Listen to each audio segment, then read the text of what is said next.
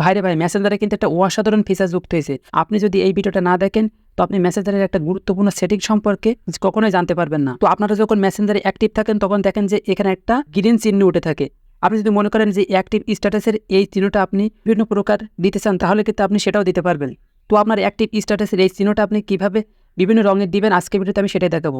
তো ফাইনালি চলে যাবেন আপনাদের মেসেঞ্জার আসার পরে এখানে 3 লাইন দেখতে পারবেন। আপনারা এই 3 লাইনের উপরে একটা ক্লিক করে দিবেন। 3 লাইনে ক্লিক করার পরে এখান থেকে আপনারা এই সেটিং অপশনটায় ক্লিক করে দিবেন। সেটিং অপশনটায় ক্লিক করার পরে আপনারা নিচে স্ক্রল ডাউন করবেন। এখানে দেখেন যে একটা অপশন আছে অ্যাসেম্বিলিটি, আপনারা জাস্ট এখানে ক্লিক করবেন। ক্লিক করার পরে এখানে দেখেন যে কালার ফিল্টার আছে, আপনারা জাস্ট এখানে ক্লিক করবেন।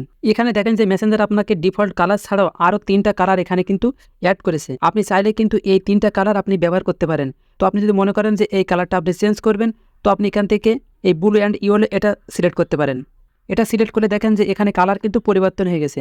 আপনি যদি মনে করেন যে এটাও পরিবর্তন করবেন তো আপনি এখান থেকে রেড অ্যান্ড গ্রিন এখানে সিলেক্ট